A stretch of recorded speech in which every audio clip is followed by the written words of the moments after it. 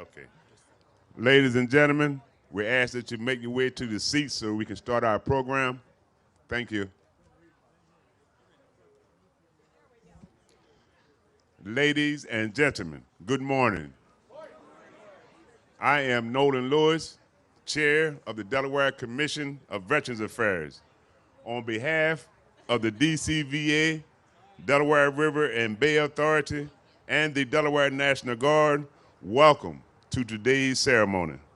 The war memorial that stands before us contains the names of 15,000 Delaware and New Jersey members who gave their lives during World War II and the Korean War. At this time, we ask that you observe a moment of silence for those names inscribed on the memorial and for all who have given the last full measure. Can you please rise?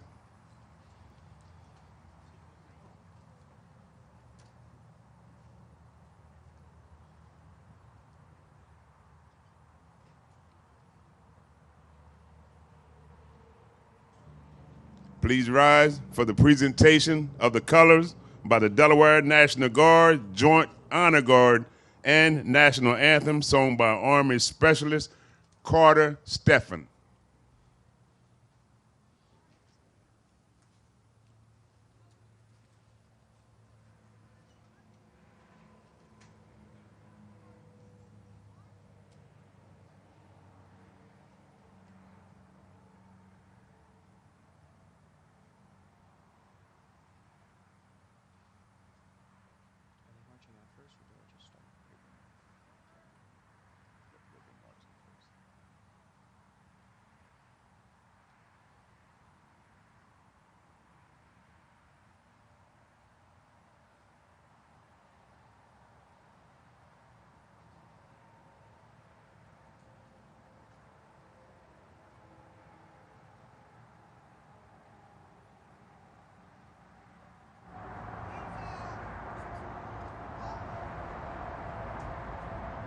Present the colors.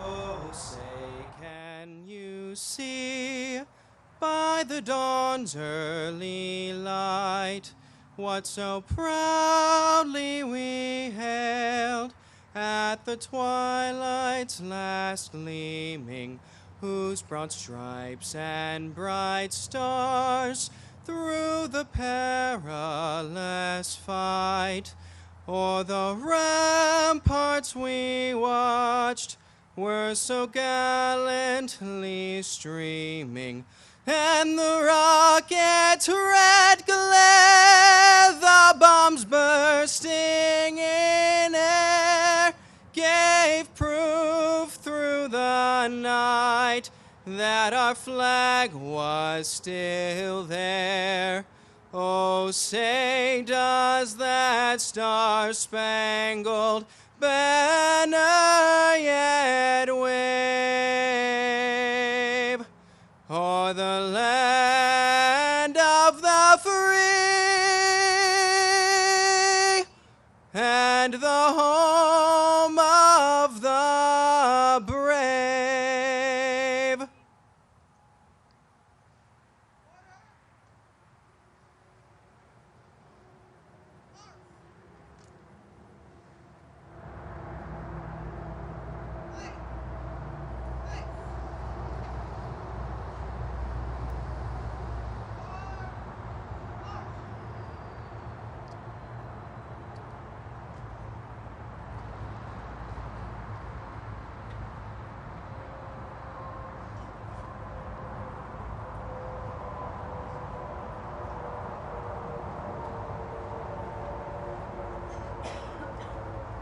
Please remain standing.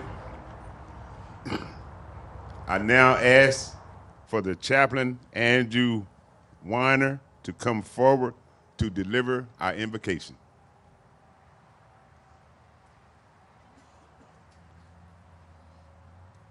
Let us pray. Almighty God, you give us life and breath.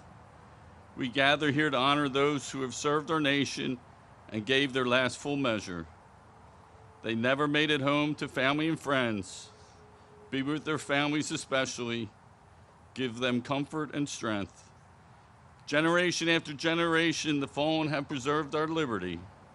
Remind us again that liberty is not free, but it is of great cost.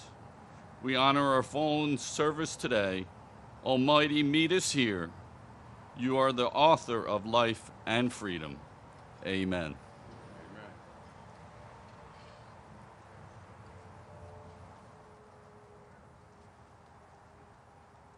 Thank you, Chaplain. Please be seated.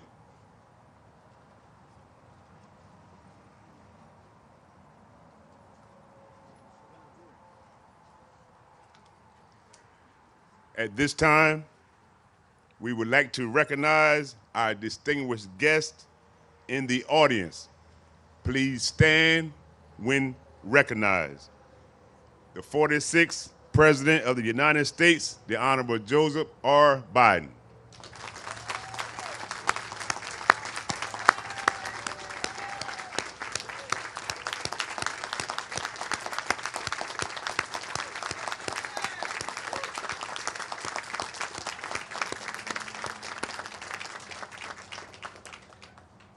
Acknowledgments from our Honorable Governor, Matthew Myers, during his absence and his regret. The Honorable Lieutenant Governor Carl Evans Gay.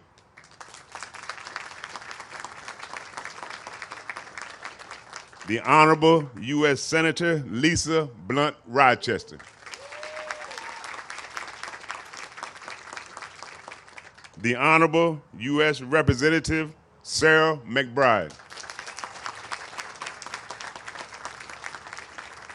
The Honorable former U.S. Senator Tom Carper.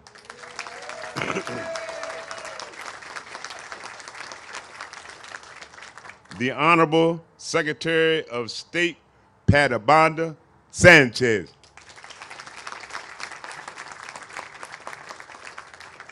The Honorable Delaware Attorney General Kathleen Jennings.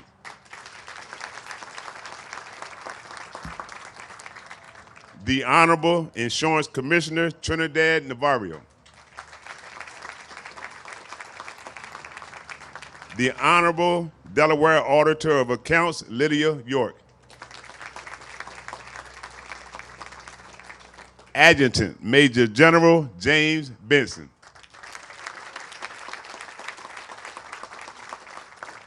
President pro tempore of the Delaware State Senate, Senator Dave Scola.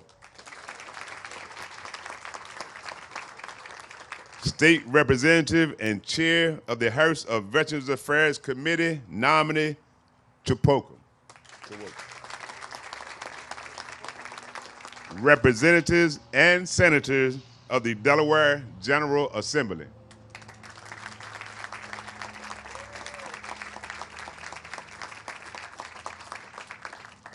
Executive Director of the Delaware River and Bay Authority, Tom Cook.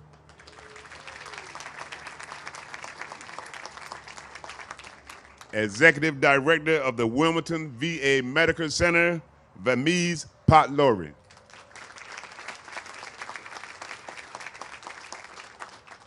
Acting Director of the Office of Veterans Services, Dennis Linden.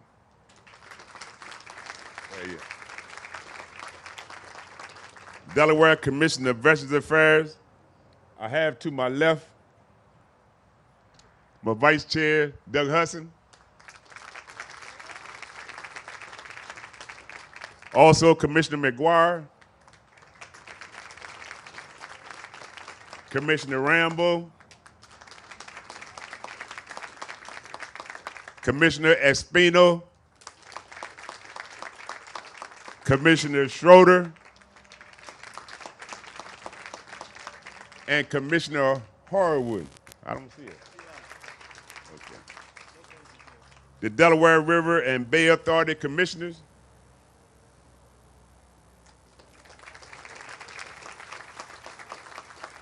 And last but not least, our Gold Star families.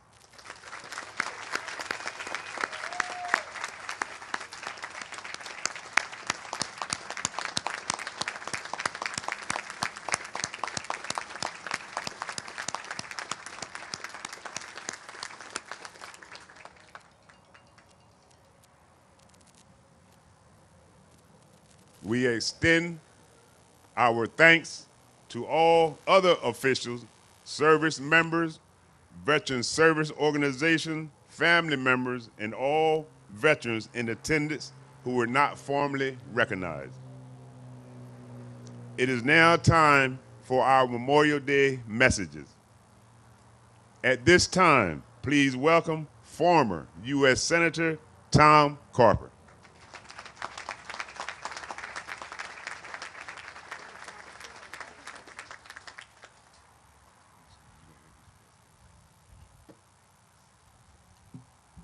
Good morning. How are you doing?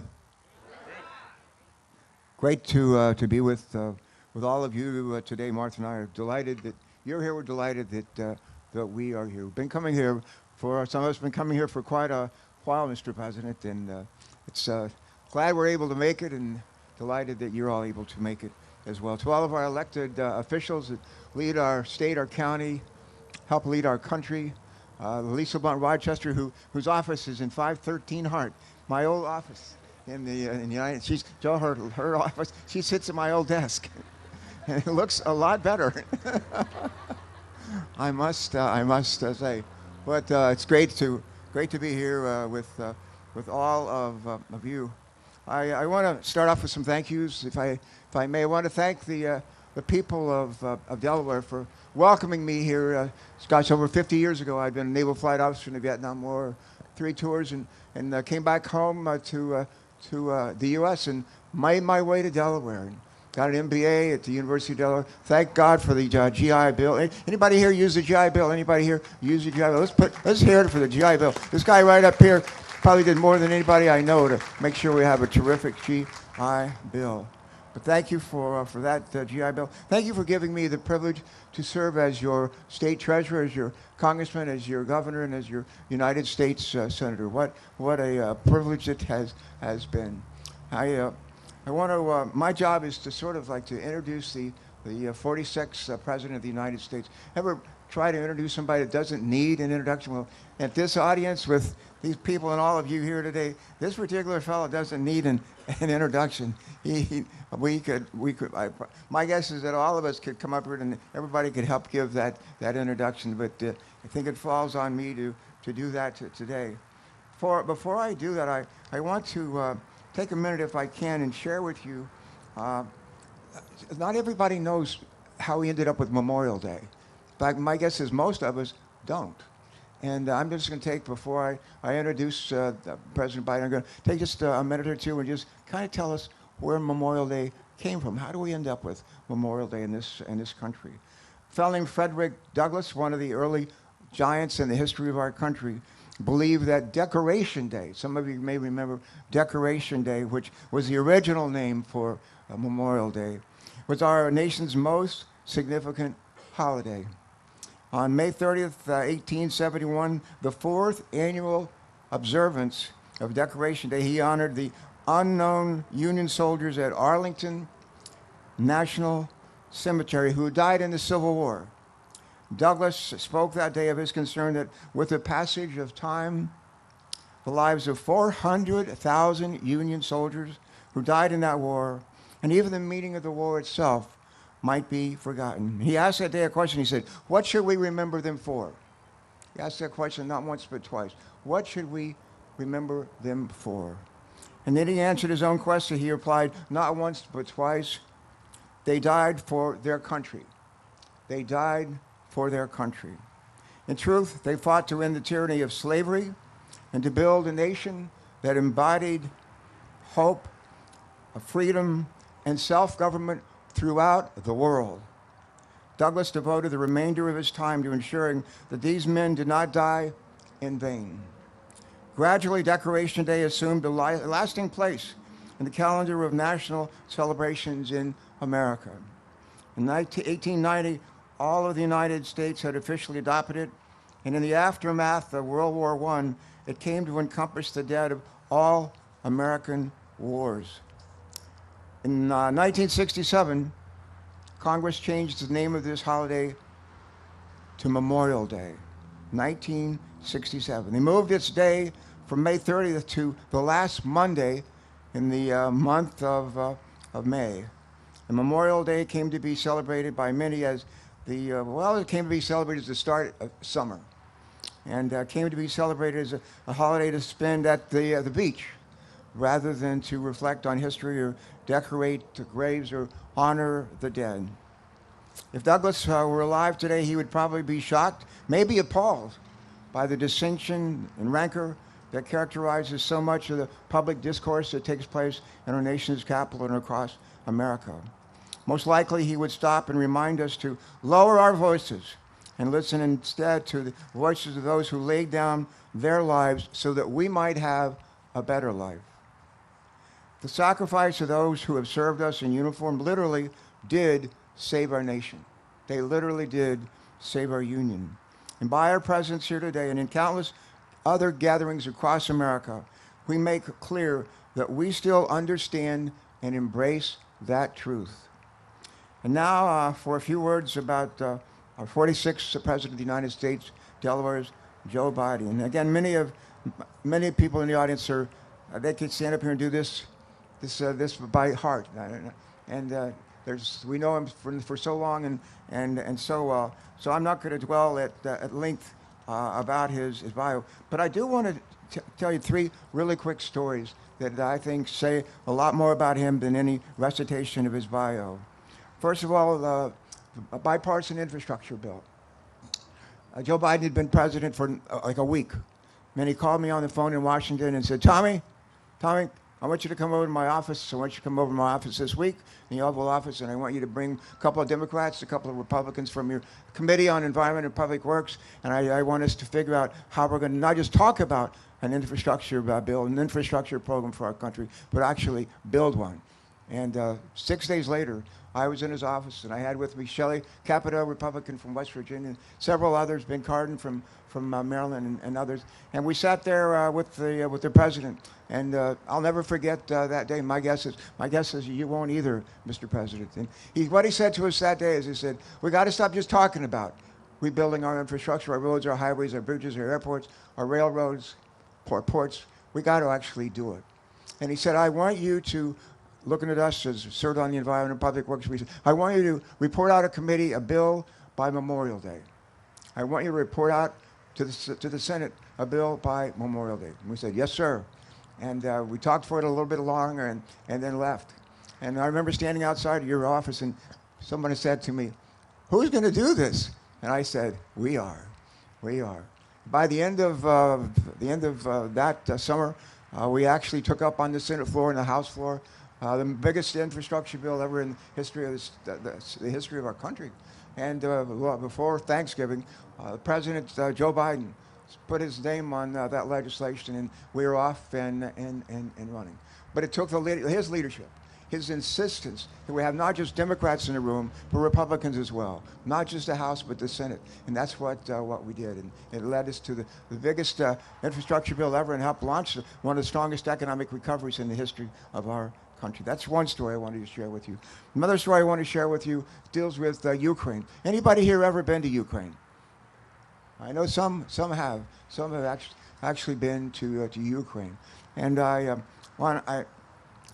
President Zelensky, the president of Ukraine, wonderful human being, was speaking a couple of months ago to a combined session of the Senate. And we all gathered in the old Senate chamber, and it was really packed, really crowded, and President Zelensky was introduced. And I sat in the audience, like right where you're sitting, that far away. And he was up here, was introduced to speak and spoke. I was wearing that day, as I am today, a lapel pin that combines the U.S. flag and the Ukrainian flag. And I noticed in the course of his remarks, his eyes kept coming back to my lapel pin, my flag pin. And when he finished speaking, huge audience, Democrats, Republicans on the House and Senate, and a great applause. I thought it would never end. And when he finished, the event finished, he didn't just leave. He literally walked over to where I was standing. And I stood up, and I said, Mr. President, you are a hero. To President Zelensky, I said, you are a hero. He took his hand, I'll never forget it. He put it right on this lapel pin that has the Ukrainian flag and the American flag. He put it right there. And he said, no, he said, you are our heroes. And he said, and President Biden is the biggest hero of them all. We in the Ukraine, we love him, we love him, we love him. One last quick story, and I'll pass the baton. Martha and I have a couple of boys, and the youngest one is Ben. Ben grew up in public schools here in Delaware and turned out pretty well. And Ben got in, couldn't get it. He was waitlisted at the University of Delaware. That's a joke. But he ended up getting into William and Mary. And we were driving down to William and Mary to help him move into his dorm as a freshman at William and Mary. And as we're driving down with the car that day with Ben and Martha and myself, I don't think Christopher was with us that day, but we're driving down, and the phone rang. And it was a time when Barack Obama was the nominee, going to be the nominee of the Democrats for president, and he was trying to figure out who to make his running mate. And there was a lot of speculation that it might be Evan Bayh, it might be this person, it might be Joe Biden. And we were expected to hear, literally that day, it was a Saturday, we were literally expected to hear that day who Barack was going to choose as his running mate. And the phone rang, and on the phone was Joe Biden. And I said to him, I said, are you going to be the vice president? He said, no, I'm not calling about that. I said, well, what are you calling about? He said, I called to talk to Ben. Really? Ben, who was just graduating from high school and just starting college and moving into his dorm for the first time. He said, I'm calling to talk to Ben. I said, Ben Carper? And he said, yes, put him on the phone. So I put him on the phone, and as it turned out, Joe Biden wasn't calling to say that he had made the list, he was going to be the vice presidential candidate, or he wasn't, or was going to fight, but we'll find out the next day. He was calling to talk to Ben Carper, as Ben was ready to set off in his next adventure to be a freshman and later on to go off to do amazing things with his life. I thought to myself, how many sitting senators who are going to someday be vice president and president would call and ask to talk to Ben Carper or any Ben or any other kid who's going to college, just to give them advice and wish them well. And I will never forget that. I will never forget that. And I would just suggest if that were your kid, your son or daughter, you would not forget it either. Let me maybe do one more thing if I can. Someone gave me, Joe, I don't know if, maybe it was Hunter over here gave it to me, but gave me some words that said, whatever you say, don't forget to say this about Joe Biden. A visionary, a respected leader around the world, a compassionate man who was interested in everyday people. All right. I think, Martha, what did I forget? Nothing? All right, ladies and gentlemen, I think that's it for me. And with that, with me, where's Ronnie? Ronnie? Where's Ronnie? Ronnie, where are you, buddy? All right. Is this the time to introduce the 46th President of the United States, Delaware's Joe Biden? Let's hear it on your feet. Let me hear you. Put it on you. Woo!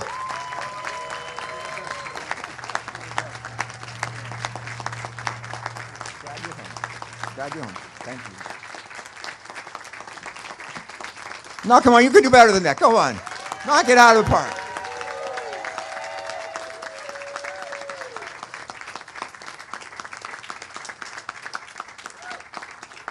Thank you very much. The greatest honor of my life has been for 4 years being the Commander-in-Chief of the United States. The fact is that I I don't think if I had come from any other state that would have happened. But in Delaware, everybody knows everybody. And it's important. It's important because, you know, we had that expression for the longest time. We do things the Delaware way. The Delaware way. Members of the House and Senate know, Democrat or Republican. They've learned to work together for the benefit of Delaware. Now remember, Tommy, we've been coming here for decades. First time I was here, I was reminded of that quote from R.G. Ingersoll, who said, "When the will defies fear, when duty throws the gauntlet down to fate, when they shun compromise with death, that's heroism." I remember thinking that day, the first time. Thinking about my uncles in World War II, thinking about people I knew, thinking about all the people who had laid down their lives. And ladies and gentlemen, it's good to be with so many friends on this solemn occasion. Tommy, Kyle, Lisa, Sarah, Nolan, and you're all outstanding leaders and proud Delawareans. And Chaplain, thank you for your invocation.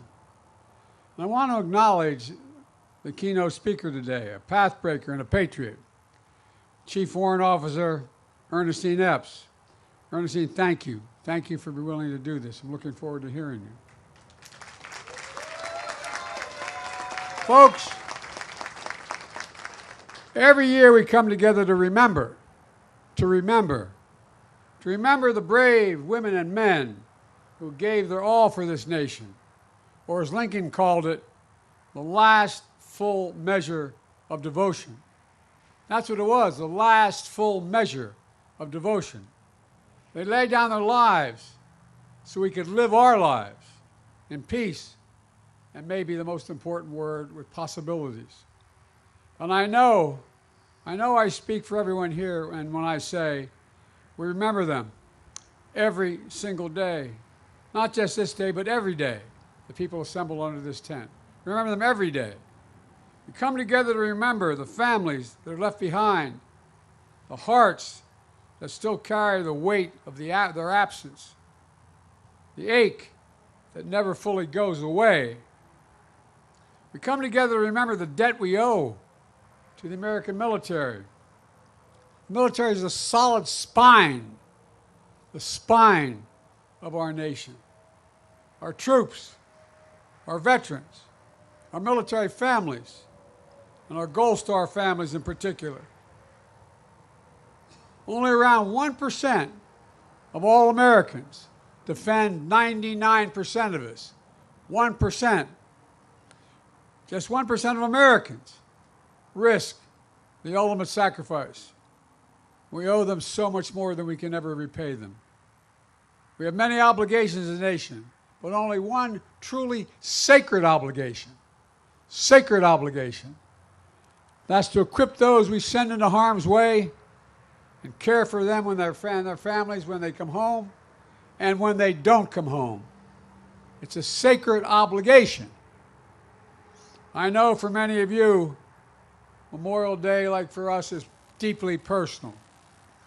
For the Bidens, this day is the 10th anniversary of the loss of my son, Bo, who spent a year in Iraq. And to be honest, it's a hard day. His son and I, Hunter, who's here in the crowd, I don't know where you're sitting, Hunter, but all the way in the back there.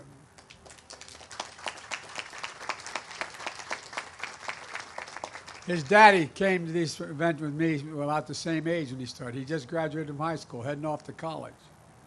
And you know, it's being with all of you, but quite frankly makes things a little bit easier. It really does. So thank you for allowing me to grieve with you. Some of you know, some of you knew my son, Bo.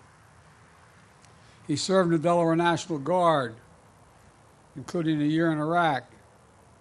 Remember, I got a phone call. I was in Washington. Dad, what are you doing Friday? I said, what do you need? And he said, I want you to pin my bars on. I said, pin your bars on? You have 2 kids, you know, Dad, somebody's got to do this, Dad.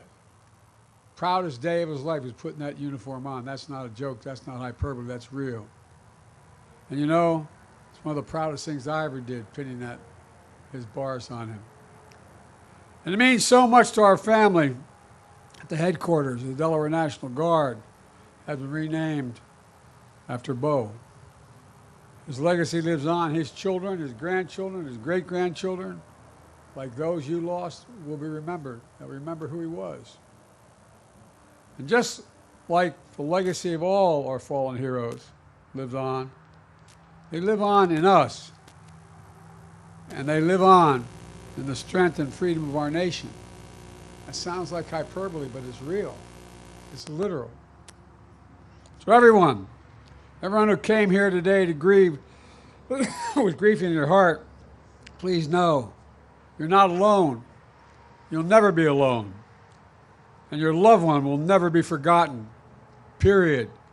My friends, Memorial Day is about something profound. Our politics have become so divided and so bitter. All the years I've been doing this, I never thought we'd get to this point. But we are. Our troops don't wear a uniform that says, I'm a Democrat or I'm a Republican. It says, I'm an American.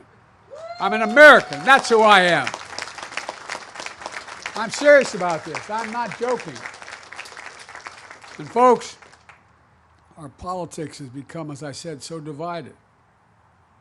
They wear the uniform of the United States of America. The only nation in the world, literally, not free, the only nation in the world founded on an idea. An idea. Every nation was founded on geography, ethnicity, some unifying principle, but not an idea. The idea of America was founded on, we hold these truths to be self-evident, that all men and women are created equal, endowed by the Creator with certain inalienable rights, life, liberty, pursuit of happiness. We meant it. That's who we are. That's what makes America the most unique nation in the world, literally, not figuratively. In fact, folks, you know, for generation after generation, the profound idea has been defended by ordinary citizens who stepped up and answered the call. Because of them, American democracy has endured for nearly 250 years. Every generation has to fight to maintain that democracy. Every time, every generation. Because of them, our government is still of the people, by the people and for the people. They are we, and we are still free. And now, we must make sure that sacrifice has never been in vain. Let me close with this. The women and men we honor today who are no longer with us, but you can still hear their echoes. Literally, can't you, if you lost anybody? You can hear their echoes. The echoes of their voices. They're asking, what will we do? We who are alive, we who remain. They're not asking us to risk our lives. They're asking us to stay true to what America stands for. They're not asking us to do their jobs. They're asking us to do our job, to protect our nation in our time, now, to defend democracy, to be part of something bigger than ourselves. So today, let's renew our pledge to honor our heroes. I mean this sincerely. Renew our pledge to honor our heroes. Think of what they did. Think what they'd be doing if they were standing here today with us. Not only with our words, with our deeds. To care for their families. To support our veterans. With more, not less. I get really angry when I hear about veterans are seeking too much. They're not enough. That's why I wrote the legislation relating to Gold Star families and the rest. It's an obligation we have. It's a matter of honor. Honor. Ladies and gentlemen, to make sure our democracy always lives up to their bravery. To their bravery. And I want to thank you very much, and I want to recognize the guy who's brand new to all this. He's only a little over 100 years old. But I tell you what, man, every time I come, I love seeing him because he always pats me on the face and gives me a kiss. Sir, thank you for all you've done. Your generation and every generation since then. And folks,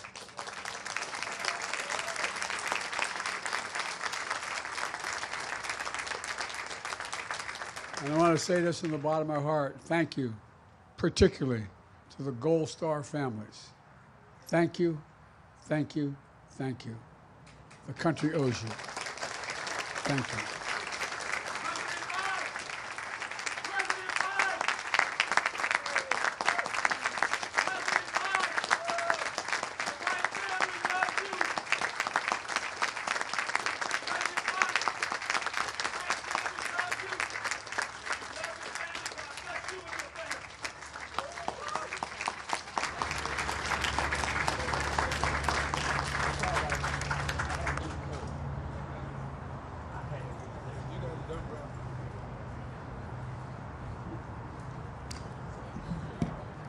Thank you, Senator Carper and President Biden. At this time, please welcome Lieutenant Governor Kyle Evans Gay.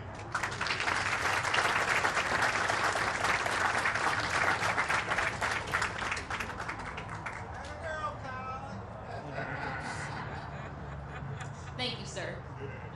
Well, good morning, and I just, not scripted, we all are so pleased to have you here, sir, and for your sacrifice in serving all of those years in public service, for everything you have accomplished on our behalf, and for never giving up on Delaware, our nation, so thank you.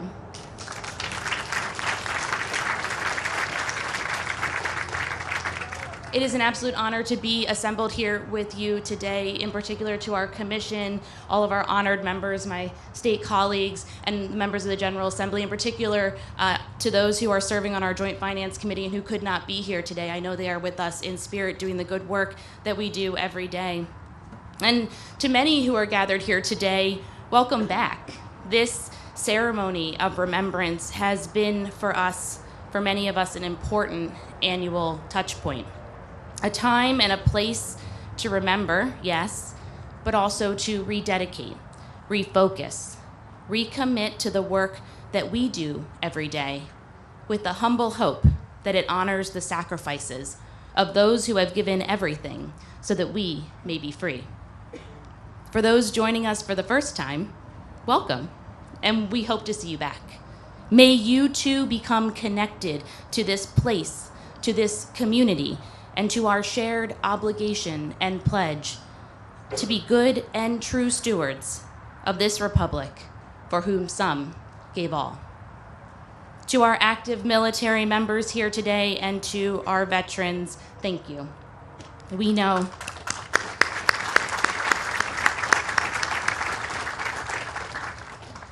that as we honor our fallen today, the sacrifices of service are manyfold, and that the loss of those who you served with, who you protected, and who protected you creates invisible chasms that can be difficult to describe or explain to anyone who has not walked in your shoes. Your dedication to remembering our fallen is a constant reminder that we all must never forget. And to our Gold Star mothers and families, it's hard to find the words. So instead, I'd like to share with you a brief story that better explains how I feel today. Last weekend, I was standing with Judy at our Delaware Veterans Memorial Cemetery in Bear. A young group of scouts came up to us and introduced themselves. One noticed Judy's name tag and asked if she worked for the government. No, she explained, I'm here because I lost my son, who served our country with honor. And then, without hesitation, these young men, boys really, surrounded Judy and they hugged her. Well, we're all those scouts today, and we are surrounding you with the love that you deserve. We stand with you today and every day.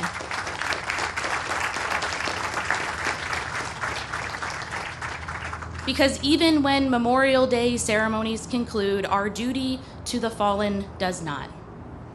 We continue honoring them by telling their stories, teaching their values, and upholding the promises they fought so hard to protect. President John F. Kennedy once said, "As we express our gratitude, we must never forget that the highest appreciation is not to utter the words, but to live by them." We honor our fallen by living lives worthy of their sacrifice, striving to uphold the standard of service they set in the roles we are privileged to hold. And we honor the fallen by telling their stories. These past few weeks, as my children have been counting down the final days until summer arrives, they have also noticed the fields of flags as I shuttle them from one activity to the next. Questions about those fields have given me the opportunity to be that storyteller, to sustain the memories of those we have lost, and to honor the service of those I know and love. To tell them about their uncles and their grandfather who enlisted in the armed services as young men, only to return aged beyond their years. To share the honor I felt as a young attorney, walking alongside an attorney general who not only served our country, but whose work and advocacy protected children here at home.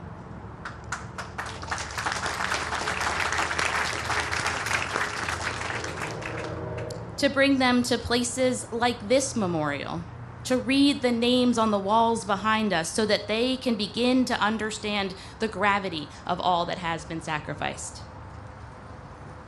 This solemn day is a powerful reminder that freedom has a hefty cost. Let us all commit to telling the stories, to showing our gratitude, and to living lives worthy of the sacrifices that have been made. Thank you.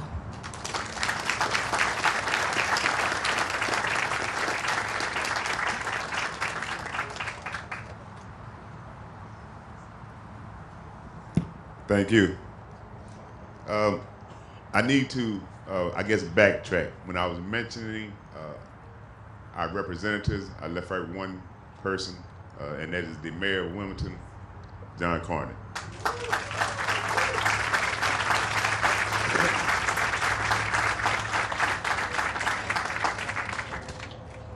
All gave some, and some gave all. At this time,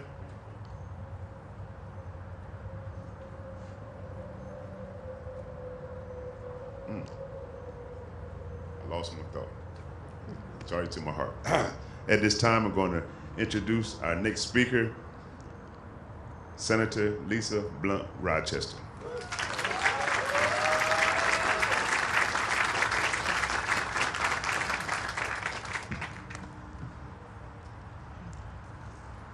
Thank you, Commissioner Lewis. Someone just said, "Let me be blunt." I heard you. Protocol having been established, I want to start off by thanking the Delaware Commission of Veterans Affairs, the Delaware River and Bay Authority, and the Delaware Office of Veterans Services for again hosting an incredible event. Today is even more special. The speeches that we have heard, the presence of all of you, it is truly an honor to be here. And I also want to extend my deep gratitude to President Joe Biden for your years of service, and especially for being here on a day that I know is so important to you and your family, and to have your grandson Hunt here as well, Bo's son. One of the things that was not mentioned is your commitment in ensuring that the PAC Act, like not just thinking about veterans, but living up to the ideals, the promises that we made. I feel it was and Senator Carper, correct me if I'm wrong, but it was one of the largest investments ever made for our veterans. And so please, the PAC Act, this president did that. President Joe Biden, along with the House and the Senate. And I'm also pleased to join my predecessor and my good friend, Senator Tom Carper. I'm glad you started off with Frederick Douglass and Decoration Day, because I think a lot of times we do things routinely. but we don't really know why we did them. And so to remind us that it was at a time when our country was tearing apart, that for our veterans we came together. And so thank you so much for your service. To our Lieutenant Governor, Kyle, what a beautiful, beautiful tribute you gave as well in representing our governor in our state, and to all of the incredible elected officials. I'm proud to be here with our Congresswoman, Sarah McBride, and also representing Senator Chris Coons in his absence as well. Thank you to all of the leaders of our state, all of the veterans, the service members, the families, and our community at large. Thank you for joining us. I am reminded that soon we will celebrate the 250th anniversary of our country. 250 years. 250 years. Memorial Day calls to us. It calls upon us to remember those who fought for liberty, for freedom, and for justice, and for what it means. It is a day to recommit to those values and to pledge ourselves to service in the memory of those who gave all. Memorial Day is also a day of reflection, and it's also a day of gratitude to the families, especially the Gold Star families. Gratitude for those who paid the ultimate sacrifice. And today we know there are so many stories up and down this state throughout the years, the 250 years.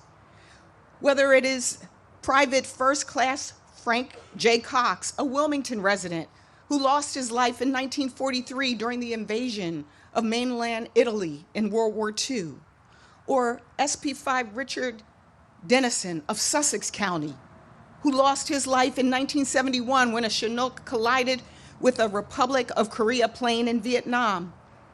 Like Matthew Flacco, a Newark resident and a Navy soldier specializing in weather for the Department of Defense, who lost his life on September 11th during the attack on the Pentagon. And like Elizabeth Lockney, a Newcastle resident and graduate of the Naval Tech Explosive Ordnance Disposal School. Remember Elizabeth. Many of you remember it was in 2007 when a car bombing, 20 days before she was meant to come home, she perished in a tour in Iraq. We hold Frank and Richard and Matthew and all of those who gave their lives in service in our hearts today, and the countless stories up and down this state. We hold our Gold Star families, our Gold Star mothers in our hearts, the mothers, the fathers, the husbands, wives, daughters, sons, friends, who gave their lives for the sake of liberty and freedom. We give you our thanks, we give you our love. I also give the Biden family our love on the loss of one of the most beautiful and brilliant service members and public servants in this state. I remember as I was, after I lost my husband, Bo called me in the hospital. The president called me in the hospital. And I know President Biden says this to families like he said to me, that there will come a time when the mention of the person's name will bring a smile to your face before it brings a tear to your eye. We thank you. We thank Bo. We thank your family. I began by talking about the fraying and the tearing of a country. Well, the very fabric of America is stitched together by the men and women who made the ultimate sacrifice to protect our homeland. Every state, yes, the very fabric, every state, county, and community across our great nation is made safer by their sacrifice and by the freedoms they fought for. And those freedoms extend not just to America, but around the world. So on this Memorial Day, as we put our hand on our heart, or as we salute these decorations, let us remember, let us reflect, and let us recommit to living the legacy that they leave behind. Thank you.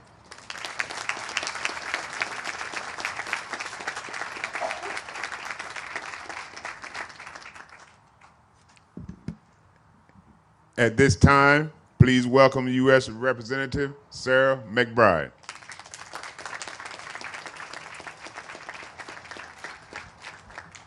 Good morning, everyone. Commissioner Lewis, and to all of the commissioners and every office, every Delawarean who made today possible, thank you very much for bringing us together. Can we give them another round of applause for always organizing such a powerful, powerful ceremony? It is an honor to join you all today as your new representative in Congress. While I have joined for this ceremony before alongside my former colleagues in the Delaware General Assembly, it is a privilege to be before you all today representing the greatest state in the Union in Congress and to have the privilege of speaking before you today. It's a privilege to join so many friends. General Vavala, General Burton, thank you for your service. Mr. President, thank you for joining us today, for setting the bar in public service for Delawareans. I woke up today recognizing that this week is a solemn week. This ceremony is a solemn ceremony. But my heart was particularly heavy as I woke up and realized what you knew, which is that today is the 10th year since we lost Major Beau Biden to cancer. A cancer that many of us believe he developed because of the toxic burn pits in Iraq that he was exposed to during his service and his bravery overseas. My heart was heavy as someone who learned from Beau, who worked from Beau, who was mentored by Beau, whose service today is possible because of Beau. And I hope that the love that you feel today from all of us, the fact that we feel just a fraction of the sorrow that I know you and Hunt feel today, that the entire Biden family feels today, I hope that carries you forward today and every day. Because we, Mr. President, we know what you have told many of us when talking about our relationships with Beau and sharing with us that you believe that Beau is proud of us. We know that Beau is proud of you. And we are grateful to you for raising a son of such dignity and grace, goodness, and sacrifice, someone like Beau. And Mr. President, you have the unenviable moniker of a parent who has had to bury a child. It's a responsibility that you share with the Gold Star families who we honor today. And to all of the Gold Star families, you carry with you the courage of those left behind. Please know that your loved one's service, your loved one's bravery lives on in you. They live on in you. They live on in the legacies that they leave behind in our communities, in our values, and in every act of freedom that those of us here under this tent and millions beyond exercise every single day because of their service and because of their sacrifice. In so many ways,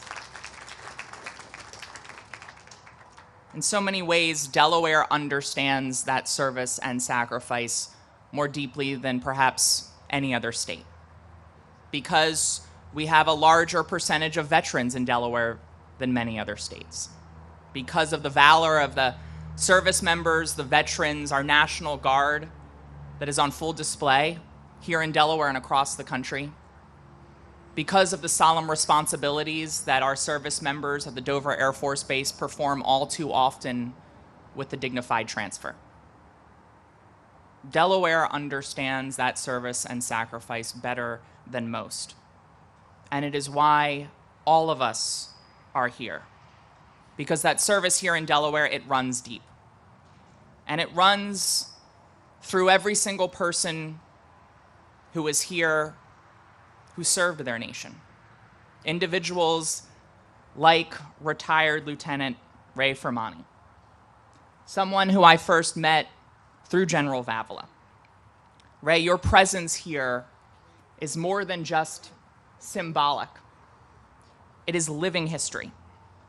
And it reminds us of a truth that we cannot forget as we gather here at Memorial Day, to honor those who gave their last full measure of devotion to this nation. You remind us that our freedom is not free. Your service was in defense of democracy. It was in defense of the values that make this nation great. And as we lose more and more of the greatest generation, as those with a living memory of the lessons learned as you took on tyranny and defended democracy for the 20th century, you remind us that history is not cumulative. Like freedom, it's not something that we inherit passively. It's something we must actively learn and protect and pass forward. It's our job in this moment to learn from you, Ray, to learn from those remaining members of the greatest generation, the lessons that they fought for and in many cases died for. It's the lessons of veterans, the tolls of war, and the urgency for peace and democracy that we inherit and we must live and embody every day. And that's what Memorial Day demands of every elected official here. For decades, Senator Tom Carper made Delaware's veterans a cornerstone of his public service. He did it not only because of his experience as a service member and as a veteran, but because he understands what President Biden talked to, that we as a nation and as elected officials have one truly sacred promise. He didn't just talk about that support, he delivered it. And now, as he has passed the baton to leaders who are sitting here and before me, all of us understand that we must uphold his legacy with the same determination and purpose. As your new member of Congress, know that constituent services are at the heart of my office. That's not a slogan, it's a promise. And if you are a veteran or a family member of one and you need help with benefits or care or navigating the system, know that our office is here for you. And I mean it. Do not hesitate to reach out.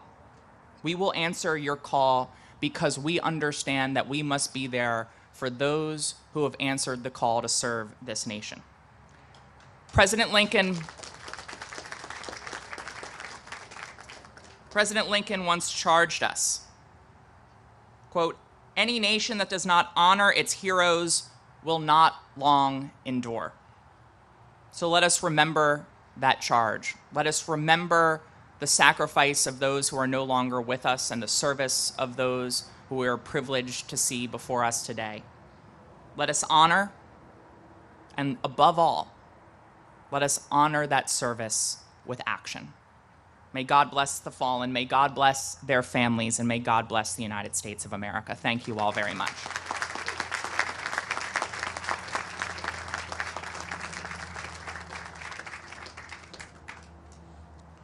Thank you, Senator Blunt Rochester, and thank you, U.S. Representative Sarah McBride, for those honest words. Thank you. At this time, we're going to welcome the chair of the Senate House Veterans Affairs Committee, Representative Nominee Japok.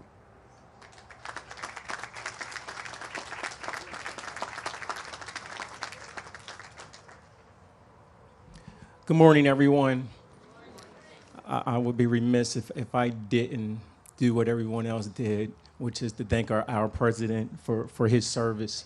And like many of you, when I pulled up this morning, I said, wow, this parking lot's full. And the first thing I thought, I said, the president's coming. That's the first thing I thought. And true to behold, he's here. And it's great to have him here.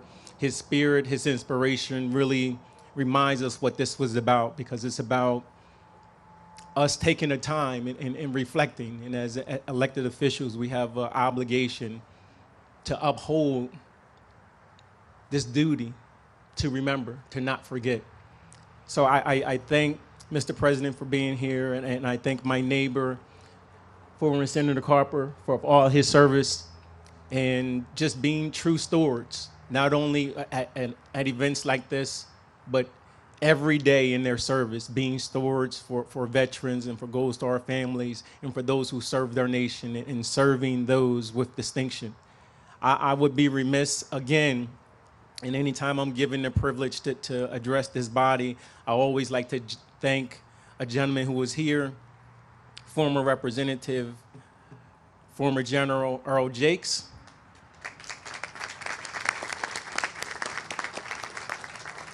Former Representative Jakes was the speaker who was scheduled to speak on behalf of the House of Representatives as the veteran chair.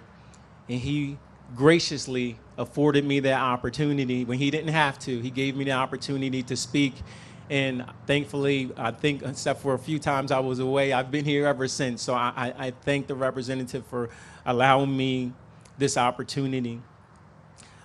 I wrote a poem, and I edited the very poem, but it was called Memorial Day and the importance of remembering, importance of remembrance. And it's just reminding us of why we're here today. It's days like today, it's moments like this, when our country is at its strongest, unified in its mission, rooted in its tradition, patriotism unwavering, holding true, honoring those most deserving, bravery beyond words, for our freedoms they were fighting to preserve.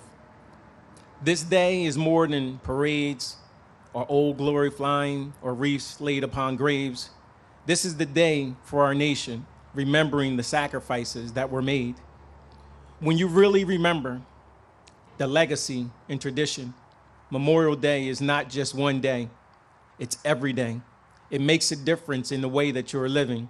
It's a daily honor, a tribute to what has been given. Shine our light on those dark days, those unspeakable moments, those known, those written down in history for defending our land of the brave, to those excluded from history's page. We say today that we remember. We remember our privates, we remember our generals, we remember the amazing feats and heroics of war. We remember those that were performed on every continent, land, sea, air, or shore. We remember because this is the love of remembrance. As a nation, we remember. We remember our children, our mothers, fathers, grandmothers. We remember our soldiers, because this is the love of remembrance. We remember the how and the why. This is the love that's in our every breath, in our every step, placing us on the path, connecting us, our present, to our past, creating strong bonds between generations, not just remembering, but refusing to forget. It's that strength of our nation, remembering our lost troops, remembering the uncomfortable truth. Our freedoms have never been free. Always paid for by those who believe, those who serve. We remember those who were overwhelmed with their struggles from PTSD. We remember the ones who served overseas, and many moons later they got sick from toxic burn pits that we never knew exist. See, freedom isn't free.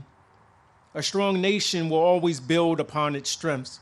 So today we remember, and we honor those soldiers, those men and women who carried on, who made our nation strong, we remember.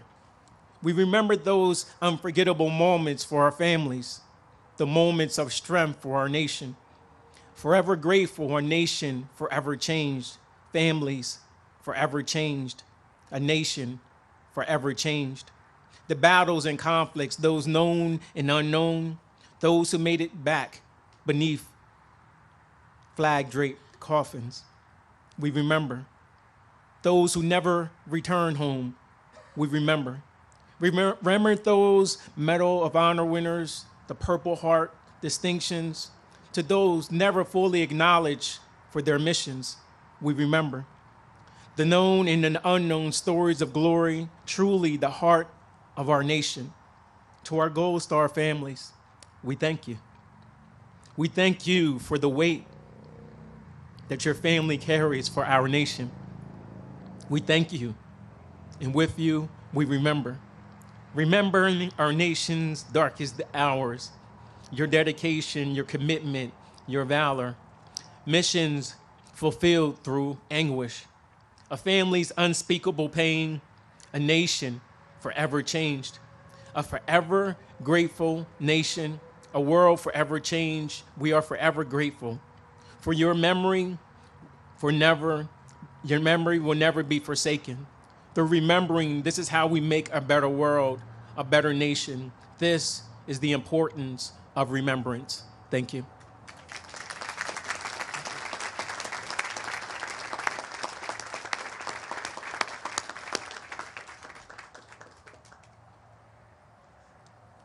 Thank you, Representative Japok. It's an honor for me to introduce our keynote speaker, Command Chief Warrant Officer Ernestine Eps, a trailblazer in the Delaware Army National Guard. She made history, both the first female to achieve the rank of Chief Warrant Officer 5 and the first female African-American Command Chief Warrant Officer. Rising from foster care and early service in the United States Marine Corps, she joined the Delaware National Guard in 1999 and advanced through the warrant officer ranks after 2006. She holds an impressive educational credentials, including master's and bachelor's degrees from Wilmington University, alongside extensive military education. Her distinguished service is recognized through numerous decorations, including the Defense Meritorious Service Medal and multiple Army Meritorious Service Medals. I have the privilege of presenting Command Chief Warrant Officer Ernestine Eps.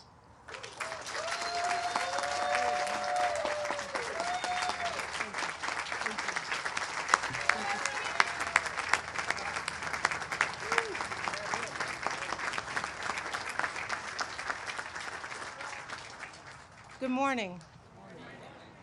I know protocol has been established, but I want to establish it again.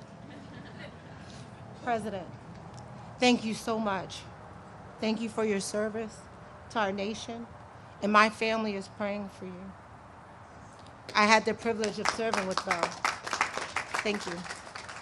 Lieutenant Governor Kyle Evans-Gay, former Senator Tom Carper, Senator Lisa Blunt Rochester, Congresswoman Sarah McBride, Major General James Benson, our Gold Star families, military leadership, elected officials, service members, and friends, good morning. Good morning.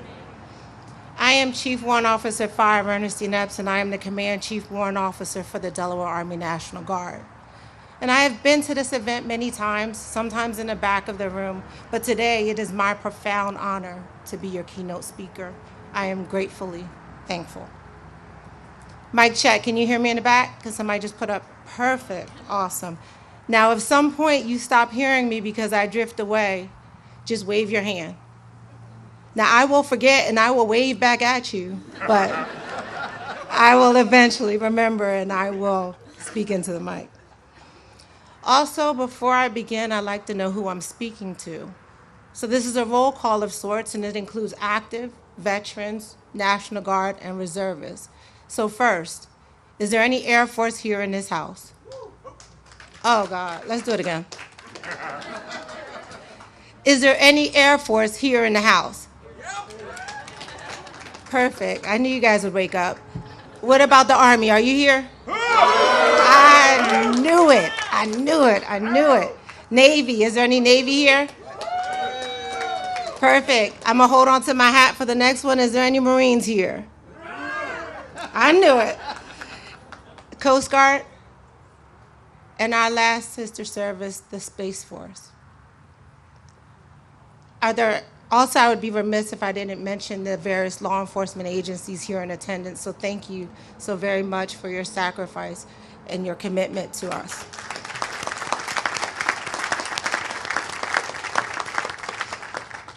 I won't go back into the definition of Decoration Day changing into Memorial Day, but what I will say is that Memorial Day means something different for me today than it did 30 years ago when I joined the service.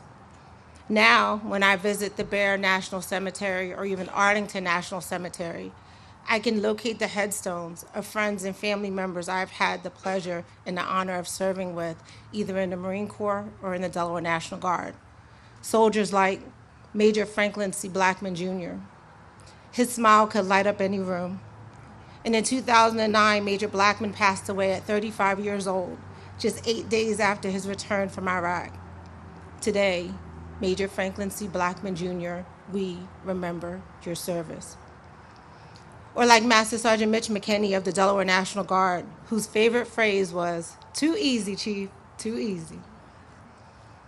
Master Sergeant McKinney served his country proudly for 35 years before tragically taking his own life in 2015.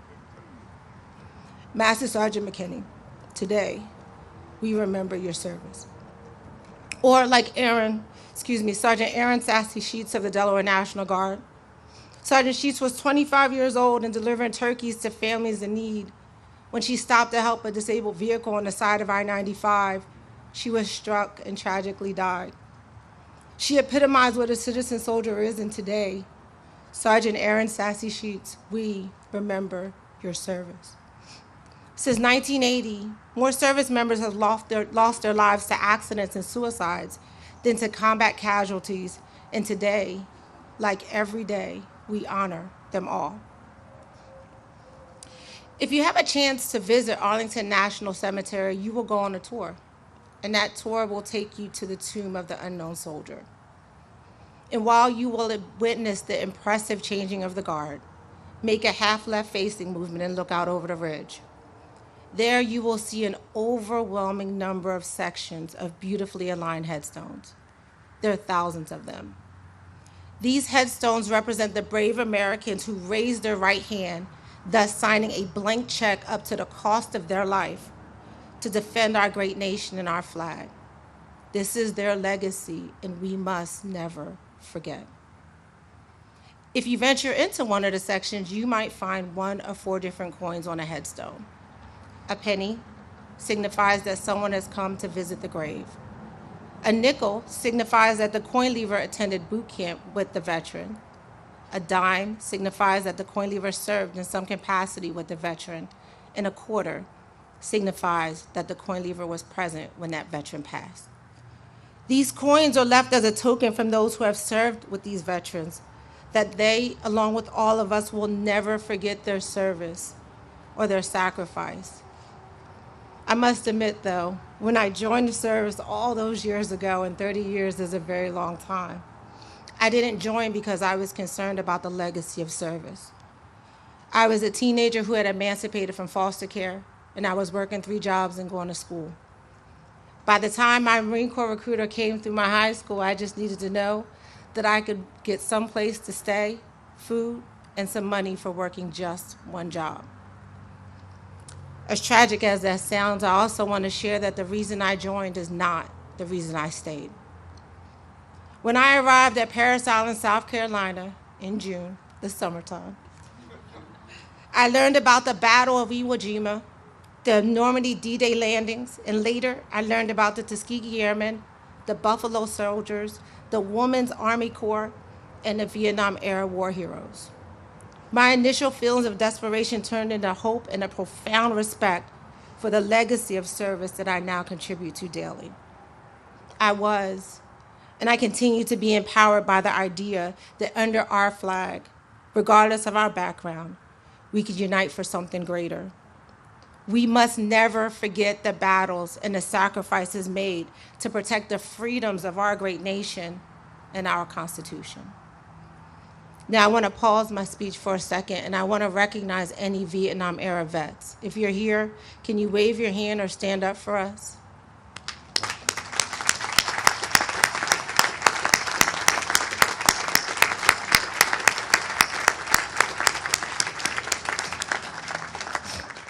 Please know that our country is indebted for your service, and you will always have the gratitude of our nation. Thank you so very much for your service. I also want to say thank you to the brave veterans and the veterans organizations here in Delaware, such as the Patriot Riders, the American Legion, and the Veterans of Foreign War. I have had the honor of being at the Bear Cemetery where hundreds of you show up to ensure that unaccompanied veterans are properly buried. You exemplify what it means to never forget. Your service to those who have served is amazing. Thank you so very, very much.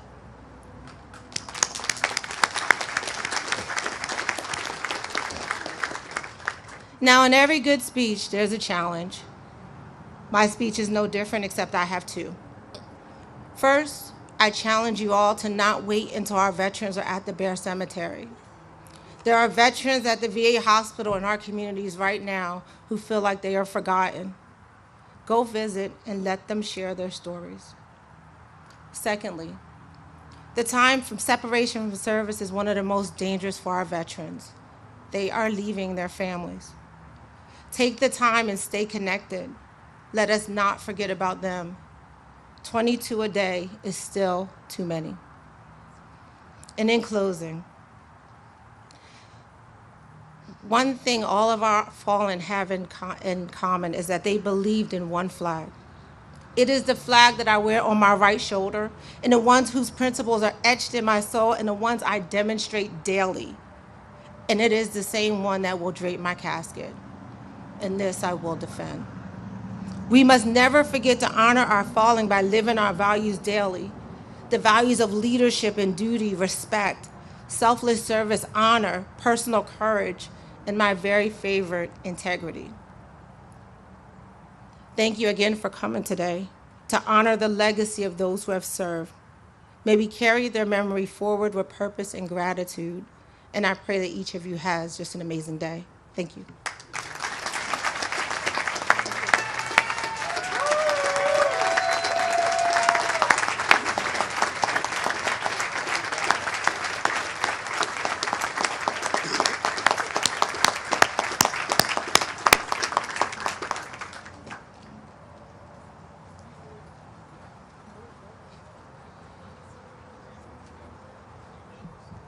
Thank you, Command Chief Warrant Officer Ernestine Eps, for those inspiring words. Thank you. Thank you. We thank you and your team as a grateful veteran community for honoring our fallen brothers and sisters.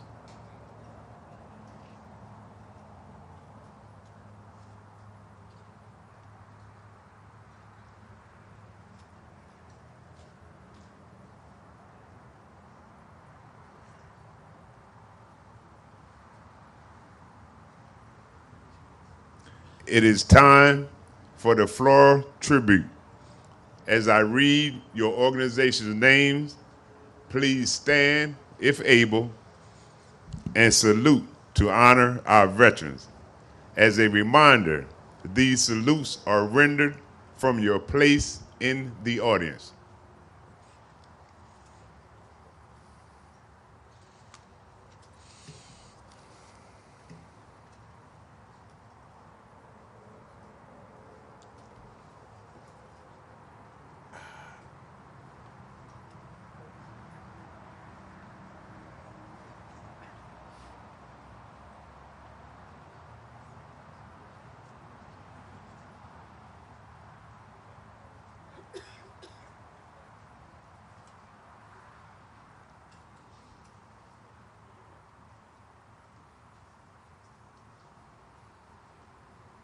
Thank you. Yes. Thank you.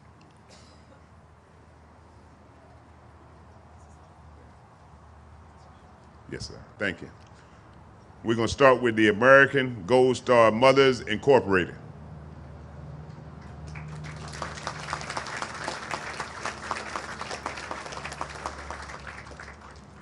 Gold Star Families.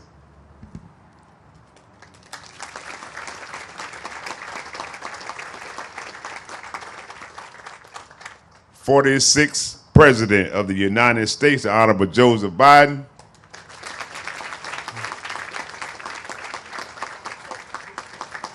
Thank you, sir.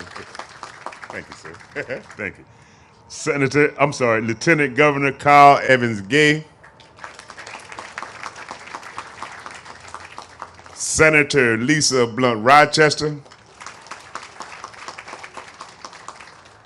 Secretary of State Patabanda Sanchez. Attorney General Kathleen Jennings. Insurance Commissioner Trinidad Navarro. State Auditor Lydia York. Members of the General Assembly. Delaware Commission of Veterans Affairs.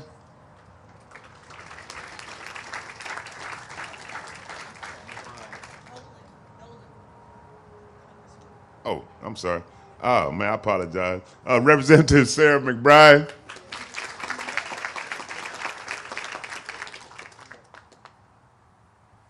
And the Mayor of Wilmington, John Carney.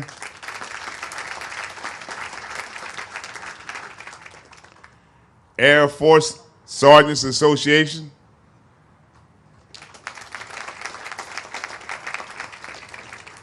American ex-POWs.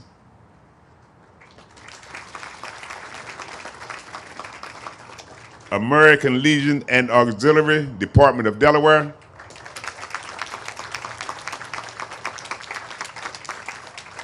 American Legion and Auxiliary, Department of New Jersey. Americans of Polish Descent Cultural Society.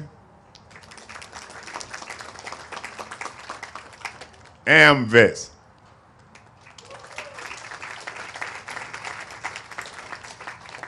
Association of the United States Army, Delaware Chapter.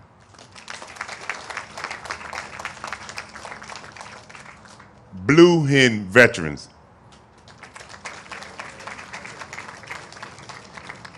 Delaware Military Academy.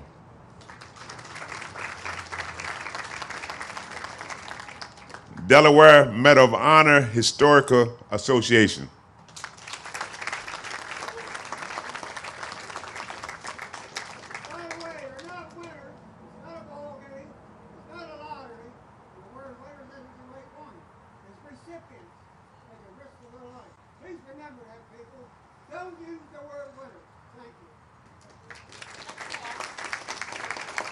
Thank you, Paul.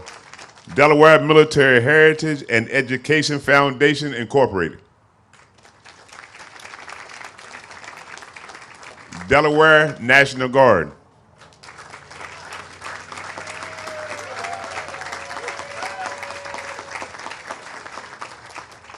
Delaware Patriot Guard.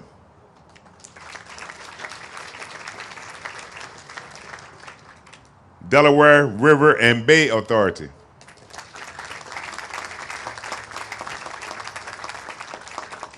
Delaware Society, Daughters of the American Revolution.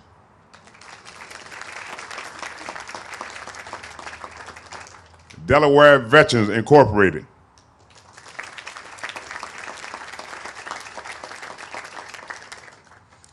Desert Knights of America Motorcycle Club.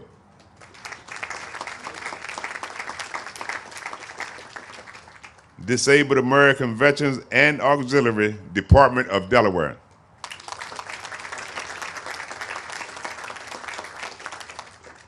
Dover Air Force Base.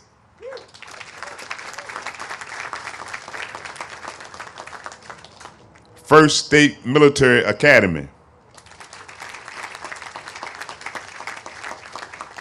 First State Military Woman Warriors,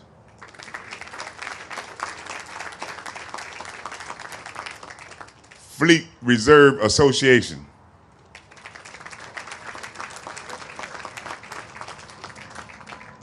Freemasons Masonic Riders,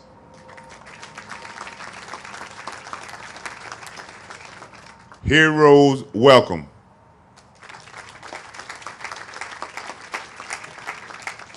Hogs and Heroes of Delaware, Jewish War Veterans Department of Delaware,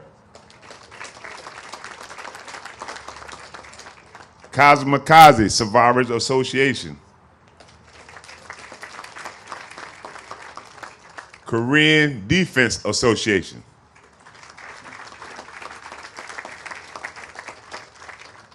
Korean War Veterans Association,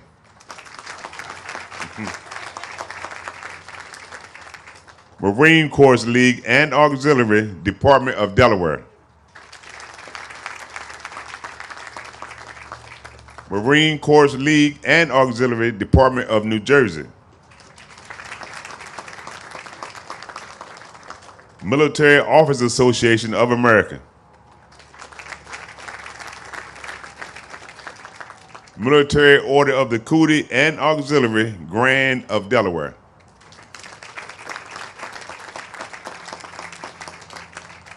Military Order of the Cootie and Auxiliary Grand of New Jersey, Military Order of the Devil Dog,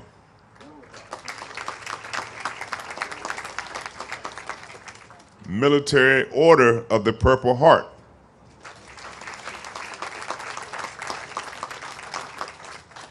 Military Order of the World Wars,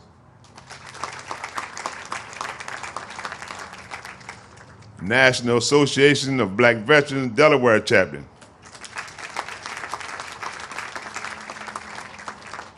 Paralyzed Veterans of America Colonial Chapter, Pilgrim Baptist Church Veterans Ministry, Purple Heart Riders,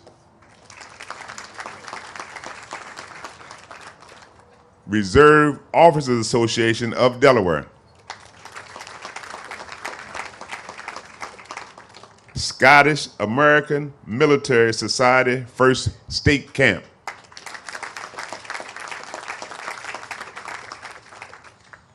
Silent Service Motorcycle Club,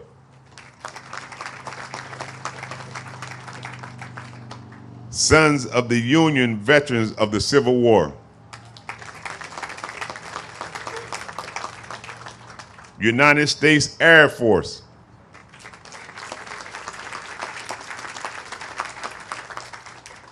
United States Army,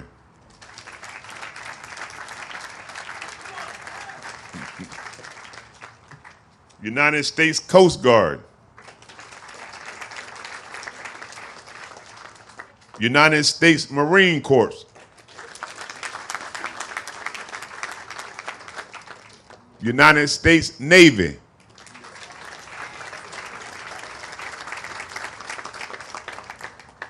United States Space Force,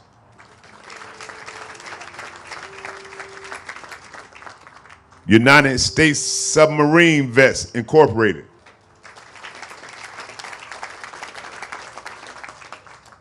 U.S. Department of Housing and Urban Development, U.S. Navy Cruiser Sailors Association, U.S. War Dogs Association Incorporated, U.S. Submarine Veterans Incorporated, Veterans of Foreign Wars and Auxiliary Department of Delaware,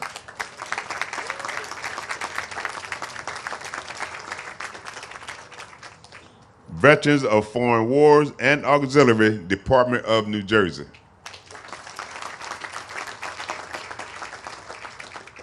Vietnam Veterans Motorcycle Club. Vietnam Veterans of America, Delaware.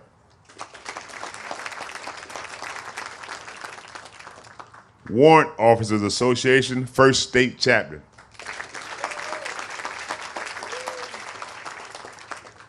Wilmington VA Medical Center.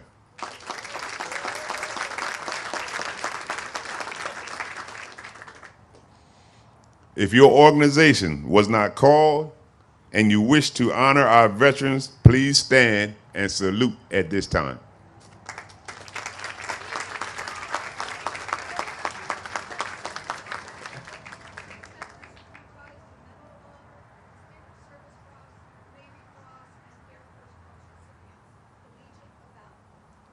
Legion of Valor.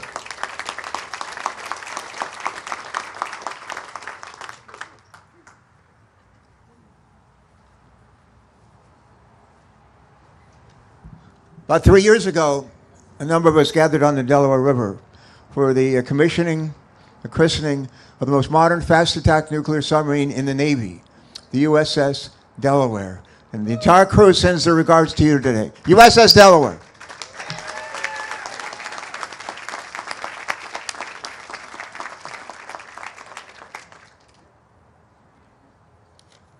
Thank you, Senator Carper. Any other organizations that wasn't recognized that want to stand?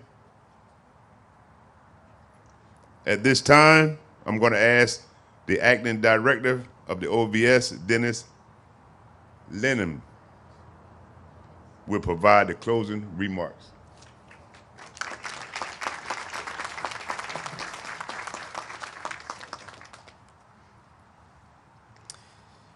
Good morning, everyone. I'm Dennis Linehan, Acting Director of the Delaware Office of Veteran Services. I sincerely thank you all for joining us at today's memorial ceremony.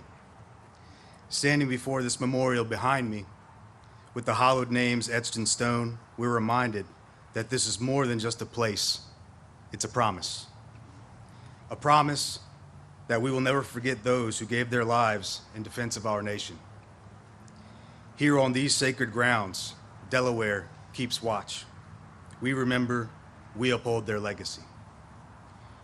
Memorial Day is a responsibility we carry, a responsibility to live lives worthy of their sacrifice, to support those who still bear the wounds of war, to never take for granted what so many gave everything to protect. As we honor the fallen, let us also take a moment to honor those who continue their journey of service and sacrifice, our aging heroes. With us today are staff members from the Delaware Veterans Home, where our aging heroes receive the dedicated support that they need in a place that values and understands their service. We must ensure that veterans like those at the Delaware Veterans Home have their stories heard, their dignity preserved, and their care delivered with compassion, respect, and commitment. Let us also recognize the daily sacrifices and quiet strength of those who continue to serve by caring for our veterans, including their families, caregivers, and staff who uphold the values our heroes fought to protect. Our responsibility to those who have returned from service is clear. It's to support, care for, and uplift them. In doing so, we honor the memory of those who made the ultimate sacrifice. As we depart today, let us carry the memory of those who gave the ultimate sacrifice, not just in ceremony, but in action, in service, in gratitude, and in unity. Thank you again, and God bless.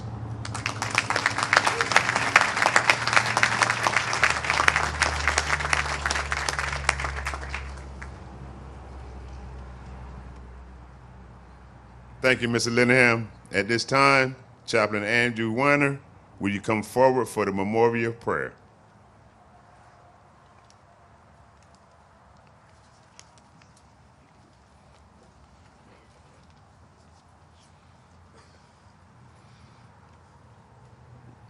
Lord, as we go forth with our daily life, let us not forget those who gave their lives. May we be grateful nation and be thankful for their selfless actions and dedication. May we honor them in how we use the freedoms that they secured. May we use our freedom in a manner to create community and celebrate life. May you give our fallen heroes peace. Amen. Amen.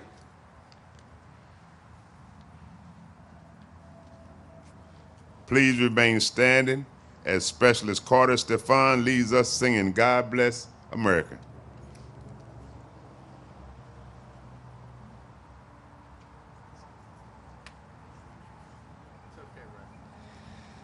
God bless America, land that I love. Stand beside her and guide her through the night with a light from above. From the mountain to the prairies to the oceans, white with foam. God bless America, my home, sweet home.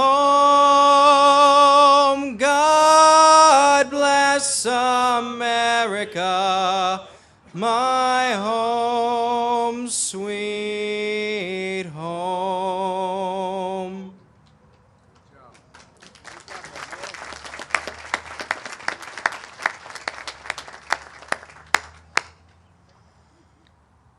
Specialist Carter Stefan, thank you for sharing your gift of song. Thank you. Thank you. Ladies and gentlemen, please remain standing for the honor volley and plan of the taps.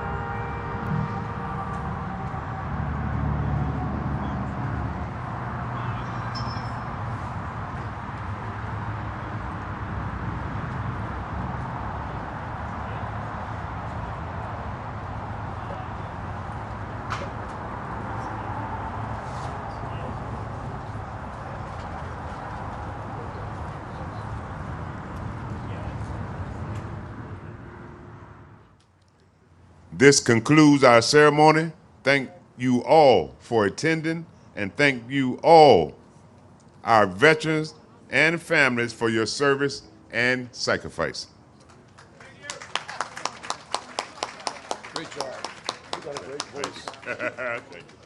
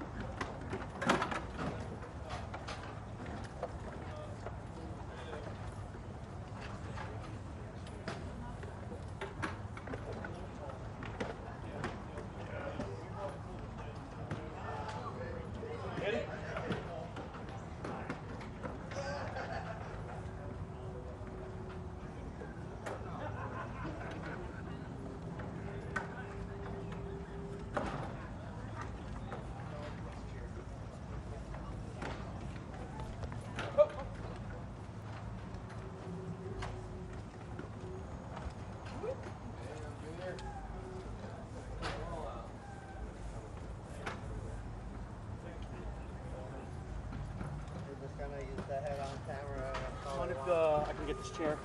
Yes. He still hasn't left yet. That's why we're still on the air. Yeah, we just got to get our chairs in before Gotcha, the table. gotcha. Thank you.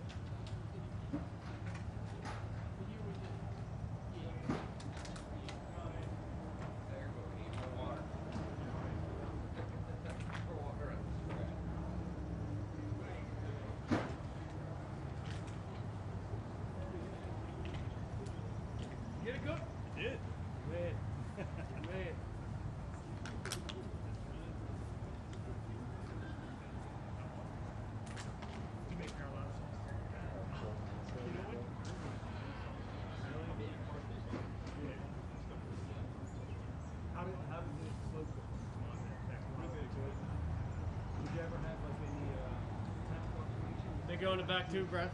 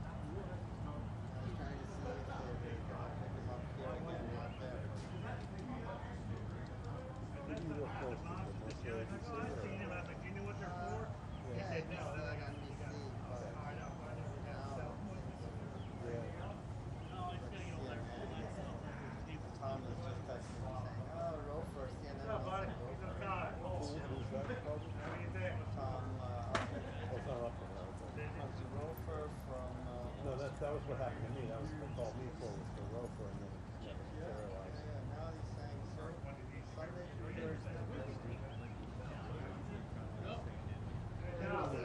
Really good. We like to hear articulate Right,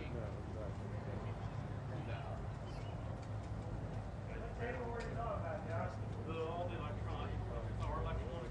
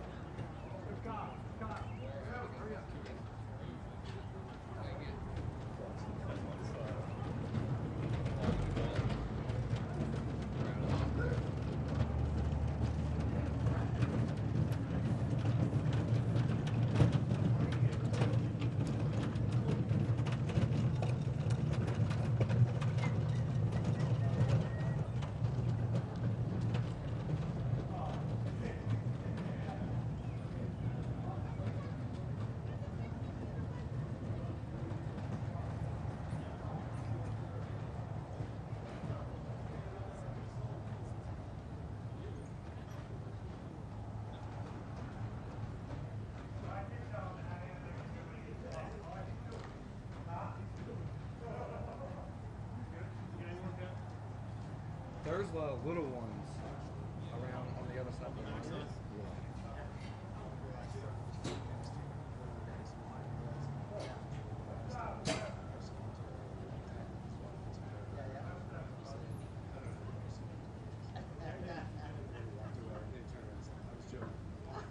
You're going to play straight. I was joking.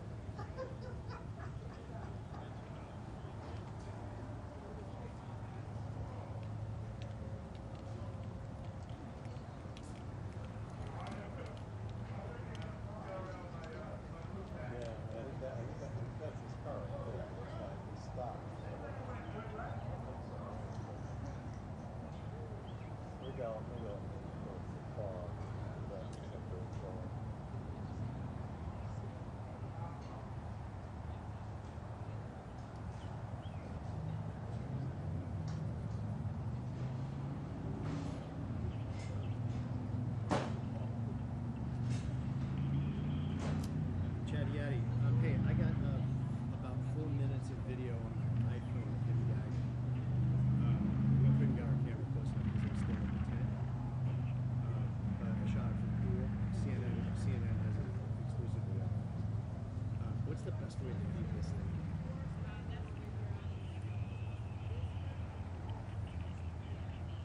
I don't know if I can unplug from. Can I unplug from the file? Should be. Hold on. I haven't been on unplug.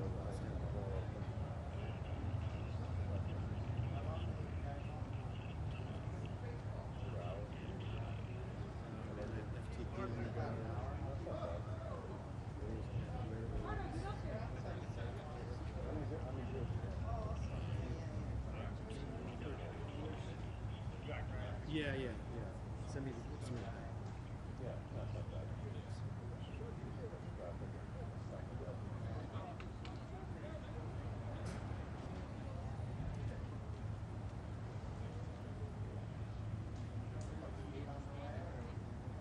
Yeah, I don't know. You want to stop someplace down here? Or? Probably won't, but, you know, our old buddy Jim Cecile used to have a favorite place. Which, no, we'll see if John's going there to pick up stuff. He has a lot of favorite places.